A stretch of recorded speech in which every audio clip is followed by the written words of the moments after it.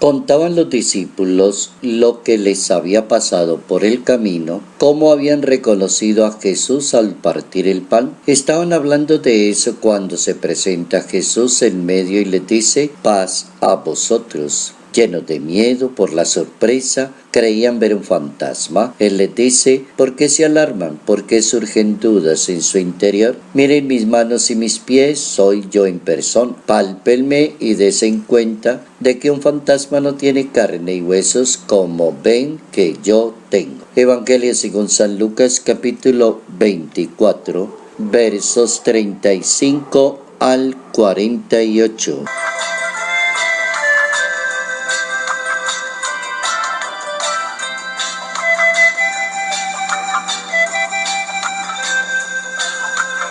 La experiencia de la resurrección permite disolver las dudas en la fe, tener una buena experiencia de Dios y proponer a Jesús glorificado por encima de cualquier concepto. Notas amables a la palabra de Dios, jueves 25 de abril, año 2019.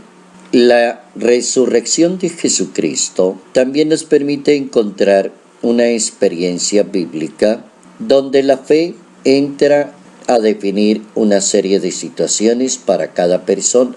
Una primera situación es sentirse muy desconsolado ante la situación de haber creído en el Maestro, pero ya no está, murió, no está el cadáver, no lo hemos visto, las cosas quedaron ahí. Una segunda experiencia es la manifestación del Maestro, la presencia a través de su propia resurrección. Aclara muy bien la situación de la fe de muchas personas, corroboran lo que habían creído, vuelven nuevamente con la experiencia de Dios. Se tiene una experiencia directa con el Señor y Jesús de Nazaret, al estilo del buen pastor, perfectísimo, permite que estos peregrinos y estos apóstoles tengan la experiencia de palparlo a Él, de entrar en contacto con Él, de mirarlo a Él. Les mostró las manos y los pies, y como no acababan de creer, seguían atónitos y les dijo: ¿tienen algo de comer? Y le dieron un trozo de pez asado. Les abre el entendimiento para que comprendan la palabra de Dios. La resurrección se hace bien interesante cuando se mira también desde ese ángulo. Abre el entendimiento para comprender la palabra de Dios. Así las cosas tenían que ser, que es abrir el entendimiento, es recoger todo el acontecimiento bíblico, el acontecimiento profético, en la presentación de un Dios de Abraham, de Isaac y de Jacob, y ubicarlo donde tiene que estar. Abrir el entendimiento, tener un solo concepto de Dios que ya venía corriendo a lo largo de la Escritura. Así lo va a contar el Evangelio de Lucas en ese capítulo 24, verso 46, 47, 48. Y van a hablar esos versos de abrir el entendimiento, volver nuevamente por los cauces de la fe. El Mesías tenía que resucitar de entre los muertos al tercer día y en su nombre se predicará la conversión y el perdón de los pecados, comenzando por Jerusalén. Y ustedes deben ser testigos de esto.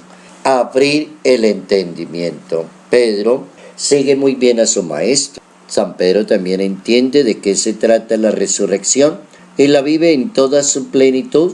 Basta leer el texto del libro de los Hechos de los Apóstoles en el capítulo 3 a partir del verso 11, cuando Pedro le aclara a los judíos el acontecimiento de la sanación de la persona enferma, del que fue curado. Y le dice a los judíos: tienen que tener muy en cuenta que nosotros no somos dioses.